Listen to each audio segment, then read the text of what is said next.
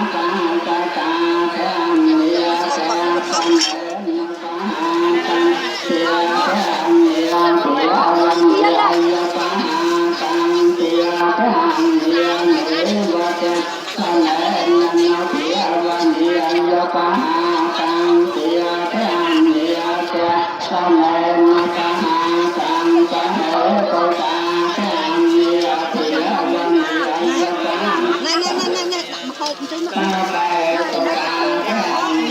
Mì Gõ